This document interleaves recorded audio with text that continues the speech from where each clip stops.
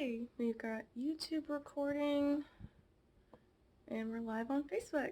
Awesome. Let's see if we can get this shared to the Concellation page.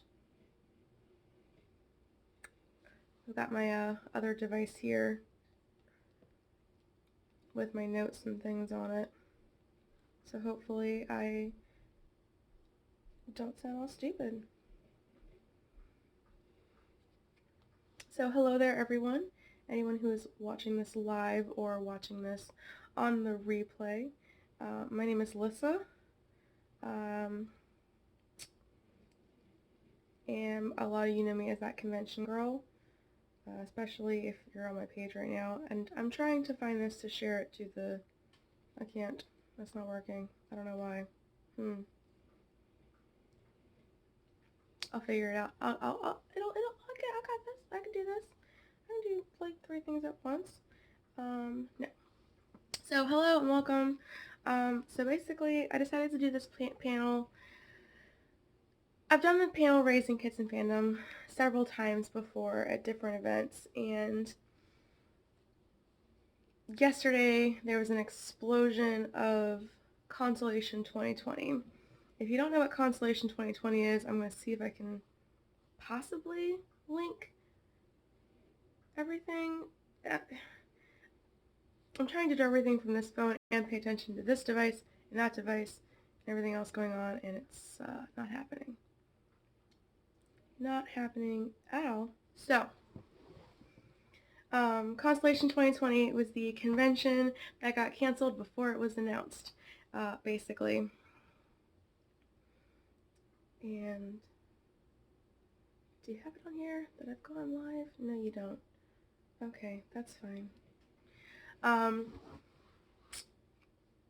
Yeah, so it's a group on Facebook. If somebody in the comments can link to the group, if they're part of the group, that would be... I found it! Yes! I can do this.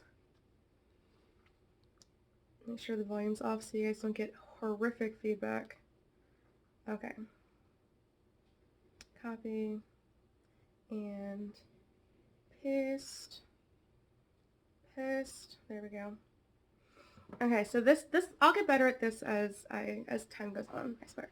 So that's the link to the group Concellation 2020. And basically what's happening is that a bunch of people are getting together and they're just kind of having fun and making some interesting posts, and I decided that instead of one of the fake panels that everyone's kind of talking about, that I would do a real panel. And this is a panel I've done several times. It's one I really enjoy. And, you know, once again, it's called Raising Kids in Fandom, which I feel like I have a fairly unique view on, as I am not only raising a kid in fandom myself, I was a child raised in fandom. My father was a founding member of a Star Trek convention in Maryland called Shore Leave. It's still running after like 43 years. My parents met at a con. They had their, wedding renewal, vow renewal ceremony at the same convention.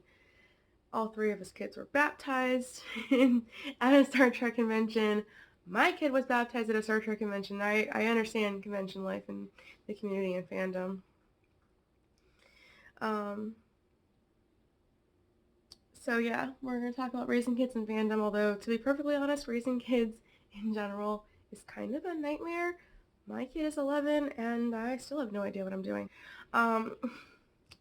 Before we get started though, I just want to say thank you to everybody who's watching, whether you're watching live or you're watching on the replay or you're watching on the live and unedited version that's going to go up on YouTube. Basically, what was happening is all these events are getting canceled, and it's really messing with people's livelihoods. I know myself, I live for working at conventions, and for many of us, like with all these cancellations, a lot of people are taking a big hit, vendors and artists and writers, and people that work these cons, this is their job and their livelihood, and I feel pretty blessed to have a day job that takes care of the bills, but working cons takes care of all the other stuff. And hello, and I'll work anywhere from 1 to 4 conventions a month. Several other people I know work conventions every single weekend because, again, that's their job. And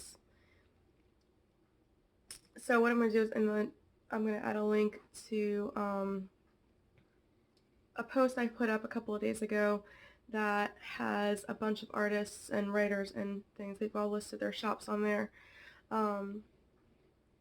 So, if you were planning to go to a convention in the next month or two and it's been canceled and you've gotten your refund and you've got money that you were planning to spend at the dealer's room and you've got extra money now that you aren't spending on a hotel room or a flight or a badge, think about supporting some of those vendors. So I'm going to go ahead and post that. And for people watching on YouTube, that's going to be linked in the description box. Hello. Oh, how do I say this correctly? Is it Raul or Rahul? I'm not sure. I'm bad at phonetics.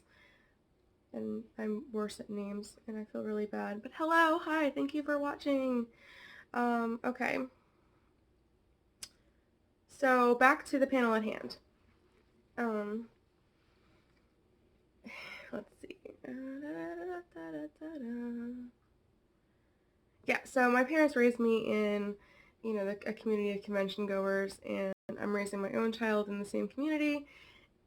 Although it's kind of changed quite a bit in the last 20 or 30 years. It's still a very tight-knit community. We've all heard the phrase that it takes a village to raise a child. And I have never found a community that is as amazing as the fandom community. I'm sorry, I'm playing with my hair so much. It's nervous. So, my kid's always been pretty mature for their age, and I kind of attribute a lot of that to the fact that, this is the lifestyle that they were raised in. Not that they had to necessarily grow up quickly, but in order to be allowed to do a lot of things that they wanted to do, they had to kind of mature and be a bit grown. They've been going to events with me since, they were born. Hello. I've been going to cons since I think my first convention I was 6 months old. And I started volunteering at 8, and I started staffing them at 18 because that's what I wanted to do, and I just enjoyed it greatly. And so my little one has been going with me because I've created a name for myself in the convention community, and I like working them. And in order to work these cons, I have to bring the kid with me sometimes. So I think their first convention postnatal was 5 months. They're 5 months old. It was the one con during the year that I don't work. It was Farpoint here in Maryland. And the only reason I don't work Farpoint is because it's my birthday convention, and I will never work my birthday convention. So that one I don't really think counts because I didn't have to work it, but the next one we went to, the first one that I was working after they were born, they were about 10 months old, and it would have been Shore Leave, which is a Star Trek science fiction convention. That year I didn't have any particularly responsible type jobs. I was just sort of a volunteer, and I did all my volunteer hours with a baby on my hip or a baby in the stroller in front of me, because that's what you do when you have a little one and they're not yet mobile enough to really do much of anything.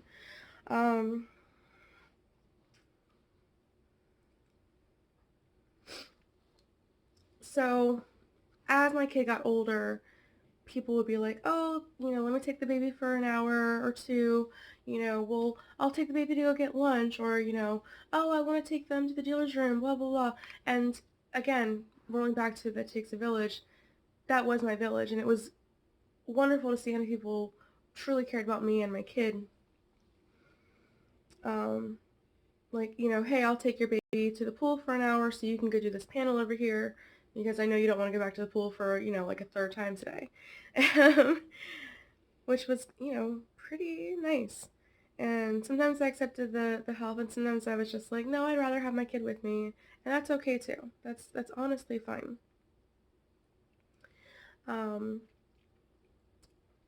But because working in the conventions is something that I have always said and something I plan to always do, my child kind of learned that same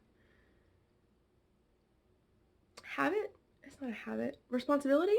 And they started finding joy in the same things. I remember they were about 2 years old or so, maybe just before they were 2. We were at a shore leave, and it was Thursday, and we were getting, hello, hi, Corona.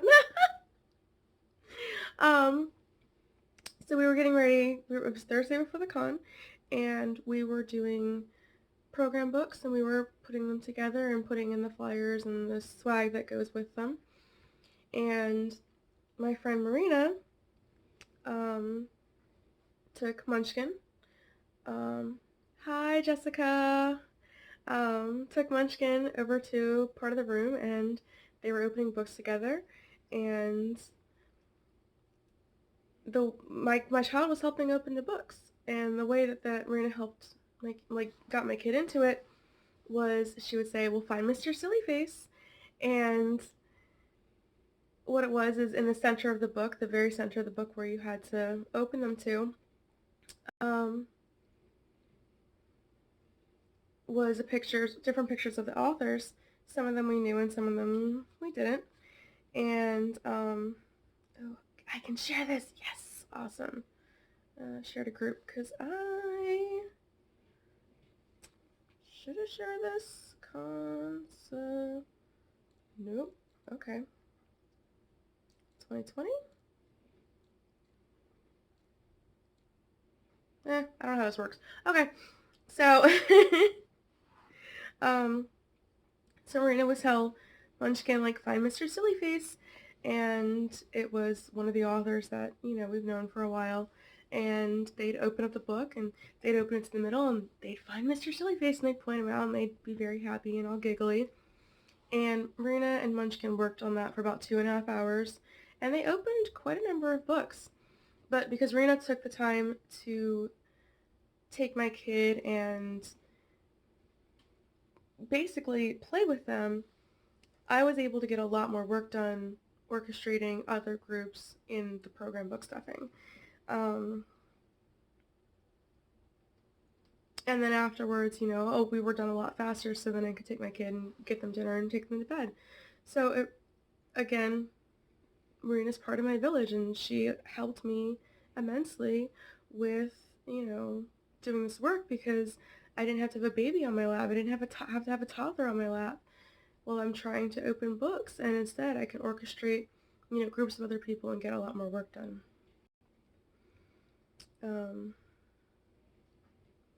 So, you'll find in the fandom community that there are people that do care about you and care about your kid, and, they'll help you do the things that you need to do. But as far as the stuff that I've done with my child, while raising them in the convention community,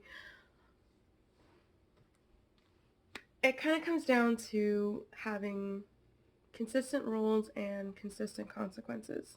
So when they were around 5, I was the volunteer coordinator for the Maryland Fairy Festival, and I told them, here are the rules for the weekend, and if you break those rules, you're going to spend the weekend, instead of going out and playing with your friends while I'm working, you're going to spend the weekend sitting on a blanket underneath the tent with me. Because I was working in a pop-up tent, I had the volunteer table in front of me and all the information that I needed for it there. And the big rule for that weekend was, don't go in the lake. Don't go in the water. Don't go in the lake. And they went out to play, and, the end of my shift comes, and it was maybe an hour, hour and a half later, and calling for my kid. I'm like, hey Munchkin, where are you? Looking for my kid, and I can't find them. I can't find them, so I'm starting asking around. I'm starting to get a little worried, but I'm like, it's an outdoor festival. There's a lot of space, but it's all very contained. Like, we couldn't have gotten too far. And someone comes up to me and they're like, is this your kid? And I'm like, yeah, that's my kid, soaking wet and covered in mud. And I took him and we went back to the cabin and got a hot shower and clean dry clothes, and I asked them, I said, what happened? And they told me that, hello Mustafa, they told me that they went in the lake. And I said, were you allowed to go in the lake? No, Mama. Why did you go in the lake? I don't know, Mama. Well, what's gonna happen now. Yes, Mama. And I was like, what's gonna happen now? I'm gonna have to sit on the blanket the rest of the weekend. And I said, yup, unless it is mealtime, potty time, or bedtime, you're gonna sit on that blanket. And the next 2 days, that's what they did. They sat on that blanket with me, and they were miserable, and they hated it, and they were so mad, but they knew the rules, and they broke the rules, and they got the consequences. And that's kind of the key thing. That's the key thing with parenting in general, but like when you're taking your kid to conventions, especially if you're working them with your staff, if you're a vendor, if you're an artist, you have to have consistency with the kid. So otherwise, they're not going to listen when it's important for them to listen, because the rules that you give them for these events are really important. They, of course, keep them safe.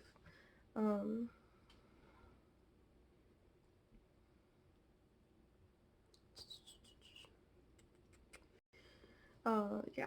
So, like I said, the rules are important. The rules keep them safe, and they have to know that these rules are not just random, that they have basis for them, because if the kids don't trust the rules, they're not going to follow them, they're not going to pay attention, they're not going to listen. And one of the things that kind of keeps them in check is, going back to that village, there are eyes on them everywhere. Everywhere they look, there's someone that knows them or knows their parent that's watching them. I remember being a kid and my mom walking down the author's alley, and she saw an author who, she was friends with, and I was friends with their kid. And she's like, hi, Bob. And he goes, I haven't seen them. She's like, I just wanted to say hi to you, but now that you mention it, I haven't either. And honestly, a bunch of us, we just kind of taken off to the stairwell because we were tired of having adults breathing down our back. And I get it, like, I don't want my kid to feel like, they can't do anything without being watched. But at the same time, I want them to know, like, hey, if you mess up, someone's going to see it. On the flip side of that is there's always somebody around that's safe.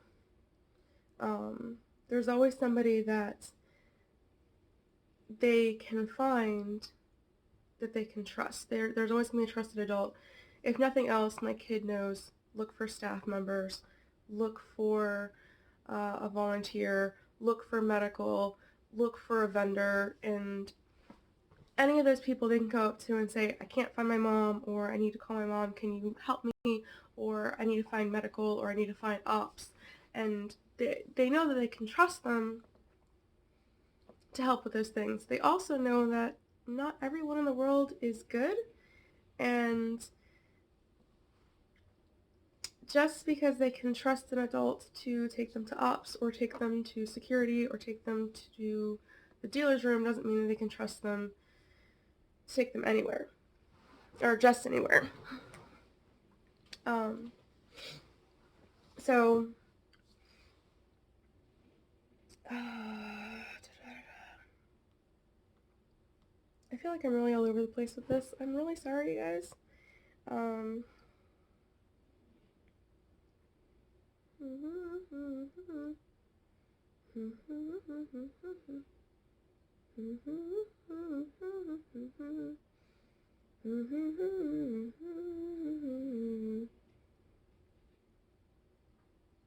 Okay, so, nope, we already talked about that.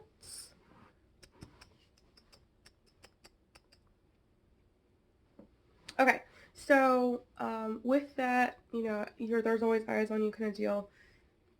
you also have to go into safety. So we have a couple of key things that we work with my kid. One of them is if somebody you don't know tries to grab you, which isn't very likely but can possibly happen, we have a key phrase that has always been the phrase to scream, which is, "This is not my parent." Because you might not pay attention when you hear a kid screaming, "No, I don't want to go. No, let me go." I've heard those kids screaming, and I've always looked and watched the situation for a moment, but it often just appears like a child that doesn't want to leave. They don't want to leave the dealer's room, they don't want to leave the kid's room, they don't want to leave wherever they're at, whatever they're doing. But if you have a small child screaming, "This isn't my parent," and someone's trying to pick them up or drag them off, if they're screaming, "This isn't my parent," and you ignore that, you need to reevaluate yourself, to be perfectly honest with you.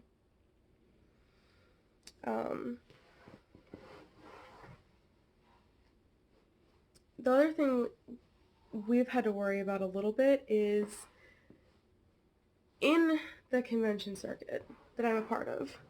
I'm relatively well known. I'm not by any stretch of the imagination con famous, but in the convention circuit that I work in, you'd be hard pressed not to find a member of staff that doesn't know me or know someone who does. You'd be hard pressed to go to the vendor's room and not find a vendor or an artist who doesn't know me or doesn't know somebody that I've worked for in the past. So with that, I've always been fairly public, and I've been trying to create a name for myself in the convention community. So in an effort to kind of keep my kid a little more safe, a little more private, we've started using, oh, hello people that are waving hi.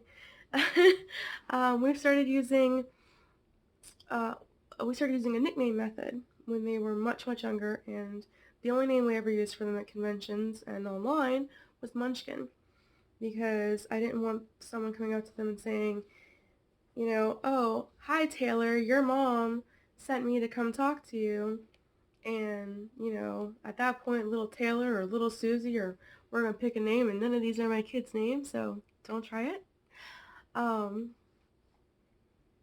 You know, if you got if you're 3 years old and someone comes up to you and says, "Oh, hey, little Johnny, your mom asked me to come get you, and your name is Johnny," you're 3.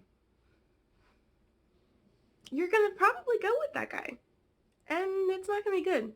So we've used the nickname Munchkin for them for the longest time. They used to introduce themselves as Munchkin when they would meet kids, like in the kids' room or whatever. And with that, we've also used their full name as sort of their like safety call. So if I have to send someone to them that I know really well and I can trust them with my kid, but my kid might not know them yet, I'm gonna tell them, you know, go to my kid, I need to get them, whatever. And if they say, "I don't know you," say, "Okay, well, your mom sent me to come get you. Your name is John Jacob Jingleheimer Schmidt." You know, that's their full name. And Munchkin will go, "Okay, yeah, my mom did send you. Where are we going?" Please don't go up to my kid and say, "Hey, your mom told me your full name is John Jacob Jingleheimer Schmidt," because they might just go with you. Because my kid is in that weird age where they're too smart for their own good, and they're a complete and total freaking idiot. Because they're a preteen, and anyone who's got a parent, anyone whose parents that are preteen, either parenting them now or parenting them in the past, you know what I'm talking about. Every preteen hits that age. It might only be for a couple of days or a few weeks, it could be for several months or a year or 2 or more, where they're too smart for their own good and complete freaking morons. Right now, my kid is in that complete freaking moron stage. but he's also really mature and too smart for his own freaking good. So, yeah. um, hmm. But yeah, um, so let's see what else I have in here because I have forgotten. Here's the thing, I work night shifts. This is the equivalent of like 3 a.m. for me. I'm really tired and I really want to go to bed, but I promised I would do this because I am an idiot. So, specific things to think about when you're trying to raise your kid in the fandom community is, make sure you have specific rules and consequences very clearly laid out. Give them room to breathe. Like, don't have them have so many rules for them that they can't do anything. Okay. But like, you need to give them a little room to explore and to do something. Okay. Um,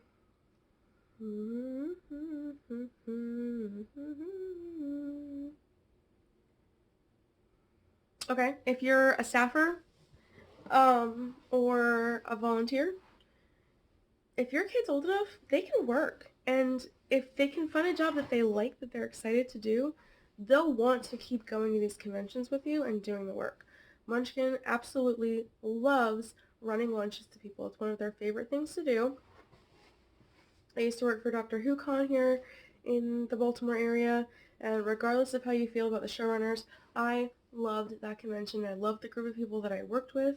They were amazing, and any one of them could call me up at any given time and say, hey, Lissa, I have this event that I'm working on. I want you there, and I'll be there in a heartbeat. Doesn't matter. But my kid used to help Lori run lunches from Lido Deck to places like ops,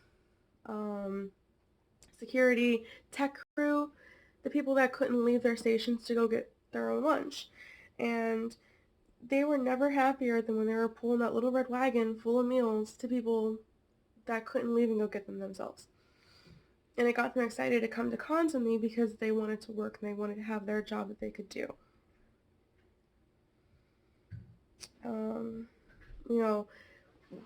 Find a common ground with the things that you're interested in and your child. So find shows that you like in the fandom community and have them watch them and get them involved. If they like costuming, show them different costuming techniques, help them create costumes of, characters that you both like from shows that you're interested in, and get them involved in what you're interested in. And they'll want to go to these events with you. If you're working it, if you're a vendor or an artist or a volunteer or staffer, set expectations for your kid. Let them know, listen, I'm going to be working from, 9 a.m. to 3 p.m. or I'm going to be here and there in this place, and, you're going to have to be with me while we're doing this, but then afterwards, hi, Erica, but then afterwards, we can do whatever you want to do. If you want to go to the pool or the kids' room, we can do that, but, while we're working, we have to work. If you set those expectations for your kid in advance, they won't feel so blindsided by having to be still for several hours at a time if that's what need be for you. Hi, sweetie. And then sometimes you might have a situation where you need to have, honestly, a full-time babysitter at the con. There have been certain events where I'm on 24-hour on-call, and if I don't have somebody else there with me to help me with my kid, I can't do the event. I've hired babysitters and been like, I'll pay for your badge, I'll pay for your food, I'll pay for your room. You watch the kid during the daylight hours, and, if there's a specific panel you want to go see, fine, take the kid, go see the panel, go do the thing. But if they want to run to the dealer's room, every 15 minutes, you're going to be going to the dealer's room every 15 minutes. It's part of the package. And honestly, it's a good way also for your older kids to get into going to cons with you, is having them work as babysitters. And obviously, if they don't want to do this, it's going to make them not want to go. It's going to deter them from it.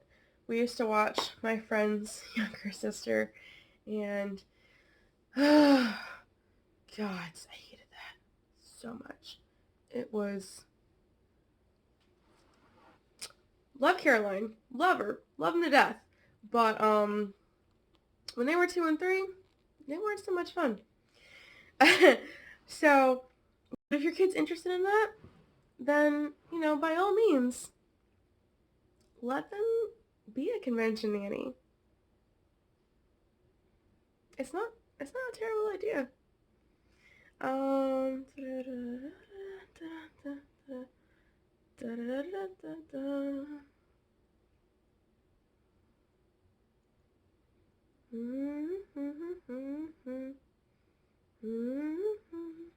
ran out of notes. So, hopefully we're able to gain something from this, and I know it's terribly formatted. I